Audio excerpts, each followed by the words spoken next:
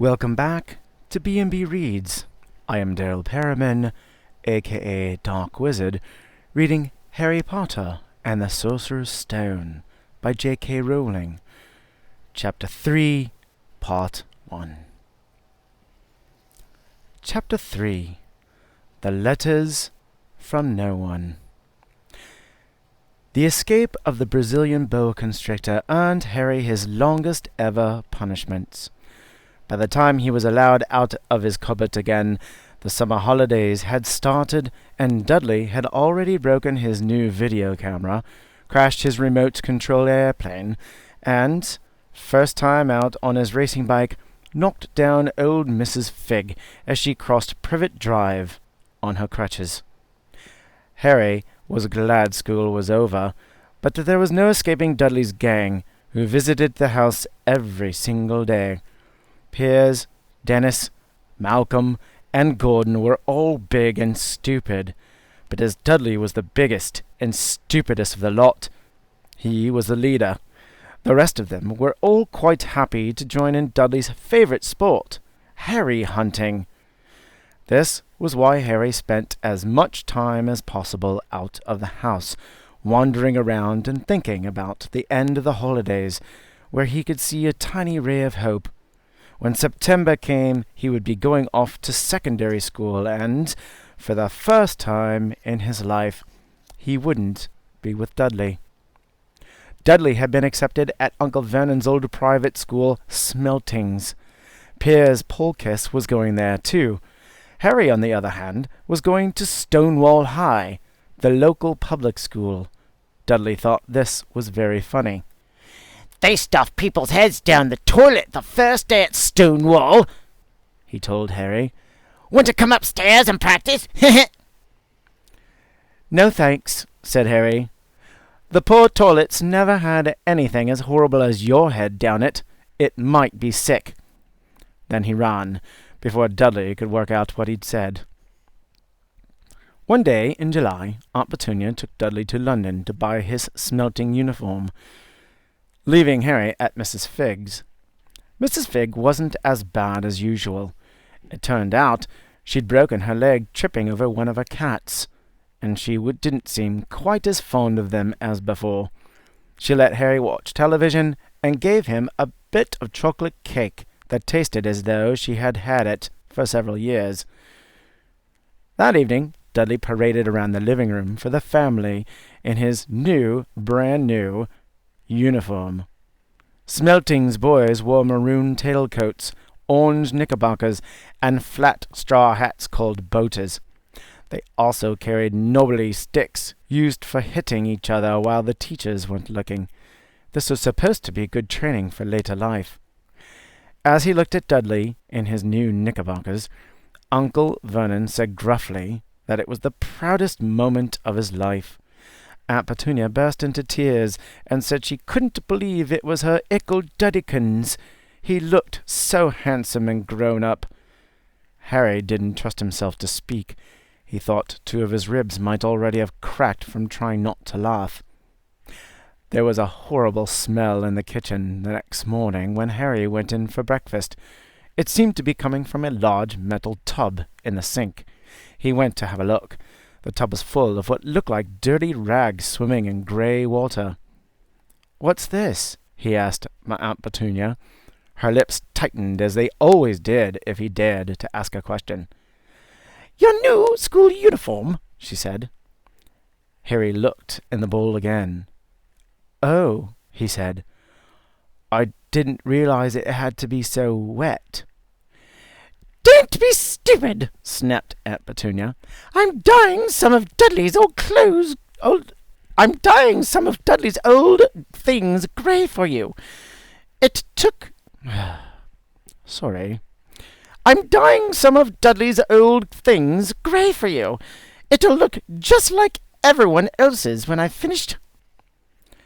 Harry seriously doubted this, but thought it best not to argue. He sat down at the table and tried not to think about how he was going to look on his first day at Stonewall High, like he was wearing bits of old elephant skin, probably. Dudley and Uncle Vernon came in, both with wrinkled noses because of the smell from Harry's new uniform. Uncle Vernon opened his newspaper as usual, and Dudley banged his smelting stick, which he carried everywhere, on the table. They heard the click of the mail slot and flop of letters on the doormat. "Get the mail, Dudley," said Uncle Vernon from behind his paper. "Make Harry get it." "Get the mail, Harry." "Make Dudley get it." "Poke him with your smelting stick, Dudley." Harry dodged the smelting stick and went to go get the mail.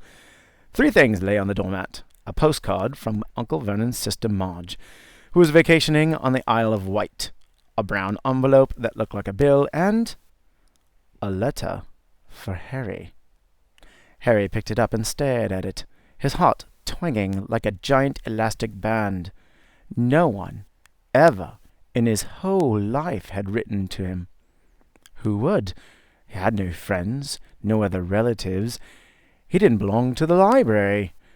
He'd never even gotten rude notes asking for books back.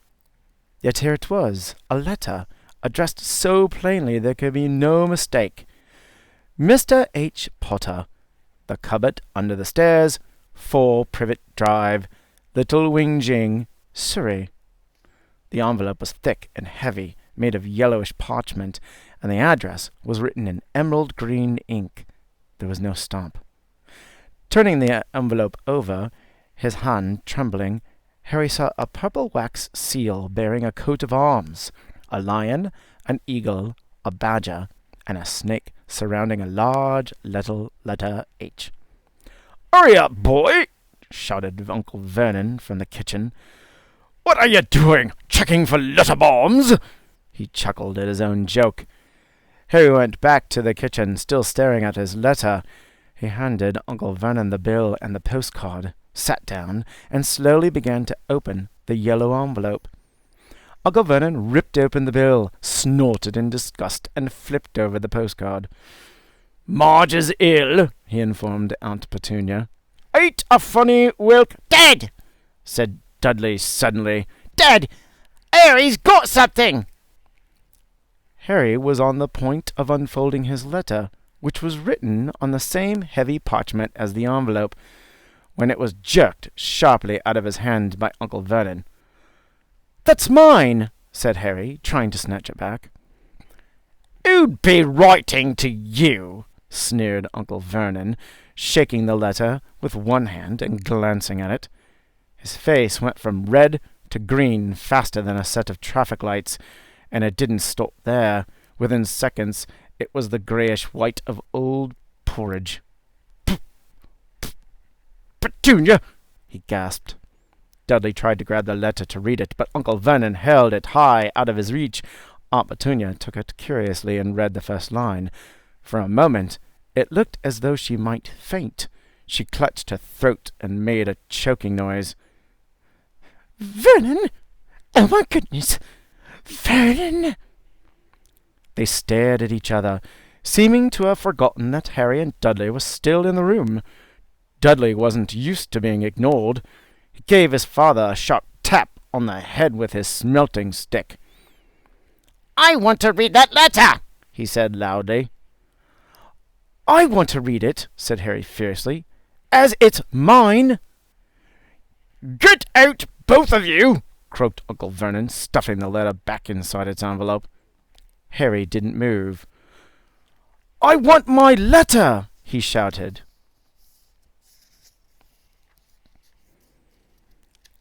"Let me see it," demanded Dudley. "Out!" roared Uncle Vernon, and he took both Harry and Dudley by the scruffs of their necks and threw them into the hole, slamming the kitchen door behind them.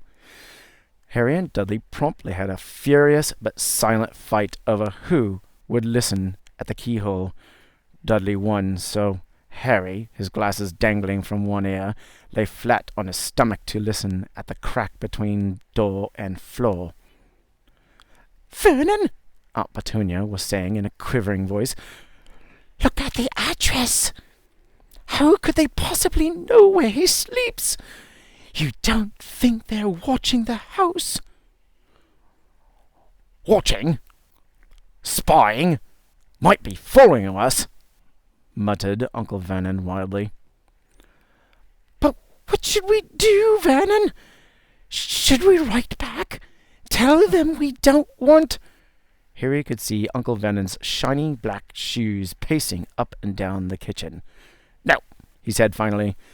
No, we'll ignore it. If they don't get an answer... Yes, that's best. We won't do anything. But...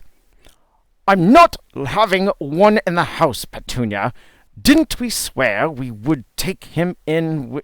When we took him in, we'd stamp out that dangerous nonsense? That evening, when he got back from work, Uncle Vernon did something he'd never done before. He visited Harry in his cupboard. "Where's my letter?" said Harry, the moment Uncle Vernon had squeezed through the door. "Who's writing to me?" "No one. It was addressed to you by mistake," said Uncle Vernon shortly. "I have burned it." "It was not a mistake," said Harry angrily.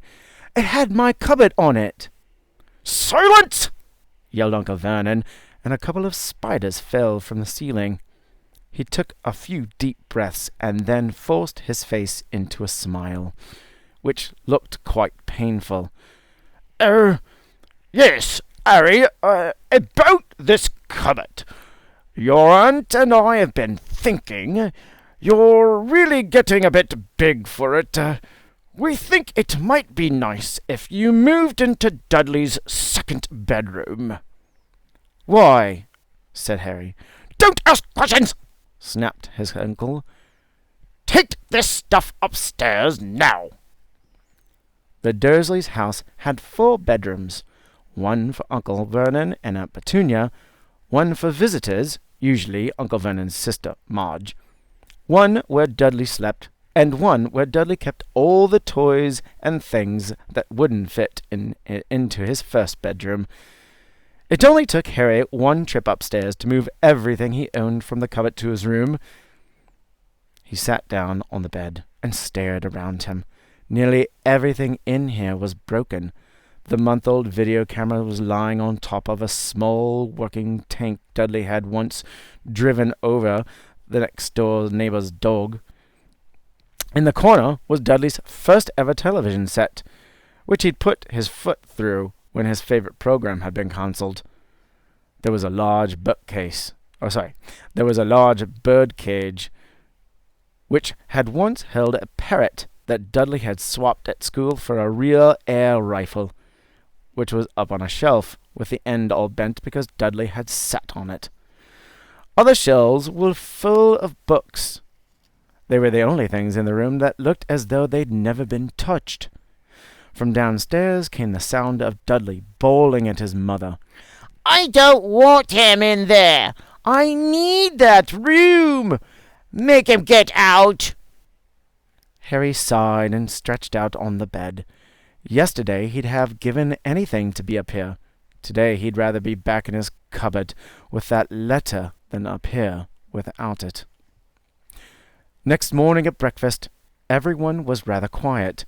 Dudley was in shock. He'd screamed, whacked his father with his smelting stick, been sick on purpose, kicked his mother, and thrown his tortoise through the greenhouse roof, and he still didn't have his room back. Harry was thinking about this time yesterday, and bitterly wishing he'd opened the letter in the hall. Uncle Vernon and Aunt Petunia kept looking at each other darkly. When the mail arrived, Uncle Vernon, who seemed to be trying to be nice to Harry, made Dudley go and get it. They heard him banging things with his smelting stick all the way down the hall. Then he shouted, "There's another one! Mr. H. Potter, the smallest bedroom, 4 Privet Drive!" With a strangled cry, Uncle Vernon leapt from his seat and ran down the hall. Harry right behind him. Uncle Vernon had to wrestle Dudley to the ground to get the letter from him, which was made difficult by the fact that Harry had grabbed Uncle Vernon around the neck from behind. After a minute of confused fighting, in which everyone got hit a lot by the smelting stick, Uncle Vernon straightened up, gasping for breath, with Harry's letter clutched in his hand. "Go to your cupboard! I mean your bedroom," he wheezed. "Dudley, go! Just go!" Harry walked round and round his new room. Someone knew he had moved out of his cupboard, and they seemed to know he hadn't received his first letter. Surely that meant they'd try again. And this time he'd make sure they didn't fail. He had a plan. This ends part 1 of chapter 3. Stay tuned for part 2. Knocks.